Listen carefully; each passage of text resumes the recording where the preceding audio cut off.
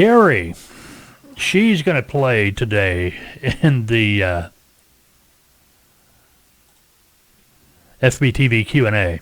She writes in, I'm considering becoming a freight broker. A lot of my friends are drivers, and they are all encouraging me to do so. My question, is there a demand for freight brokers, or is the industry oversaturated? That's a good question, Carrie. We actually get that question quite a bit. Okay. Is the industry oversaturated? Are there too many brokers? Yeah, I'll just tell you flat out, there's a broker on every corner. Okay. But I will tell you this, the brokers on every corner, they switch out quite often. Only the good survive.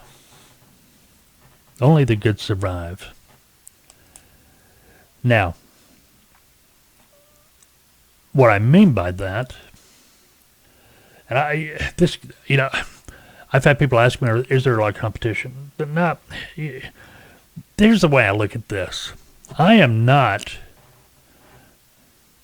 competing against XYZ freight broker, ABC freight broker, or anything like that. I'm not competing. I'm not. That competition is out of my mind because my focus is 100% on my freight brokerage. How do I make my freight brokerage better? How do I grow my freight brokerage? You see what I mean? Yeah, there's a lot of freight brokers, but a lot of them, well, they're order takers. That makes sense? They sit back, wait for the phone to ring. We teach our clients, in training. You get a customer. They've asked for your shipper packet. That's the legal documentation the customer needs from you as a freight broker to begin using you as one of their brokers. We train them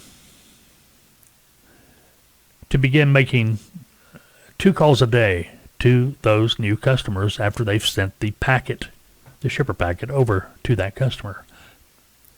Prior to that, to them, the customer asking for your shipper packet, prior to that, you're a salesperson. That's all you are. But now that they've asked for your documentation, your shipper packet, the documentation they need to be able to start using you as one of their brokers, now you're part of their transportation team. Now you've got carte blanche. You can call them anytime you want. You're not a salesperson to them anymore. You're part of their team. So let's take that out for a test drive. Start calling them twice a day. I always tell my clients once in the morning, once in the afternoon. The official reason for the call, check on their loads. Hey, Jim, Mike at Tautoa, just checking to see if you got anything new coming up I can help you with. The real reason is to have that personal contact, to be able to start building that relationship. The better the relationship with your customer, the better the relationship with your carrier, the more money you're going to make. Because the better the relationship, the more they are going to want to work with you. You're their buddy now. You're their go-to. They can trust you. See what I mean? Getting back to what I was going to say, we train all our clients that way, but several years ago, I had a client call me. They went through training. They've been in operation for several months. And I get a call from them one day. What are we doing wrong, Mike? What are we doing wrong? I go, what do you mean? The guy goes, we've set up a lot of customers. We've sent out hundreds of shipper packets. But nobody calls us. Nobody calls you. Do you not ever call them? Well, no. We called them. We made the sales call. They wanted our shipper packet. And, well, we've not heard anything back from them. Well, remember in training, I revert back to training. And a lot of my clients, we talk about this. They call and they got a question. Okay, go back to part 2, part 3, part 5, part 1, whatever.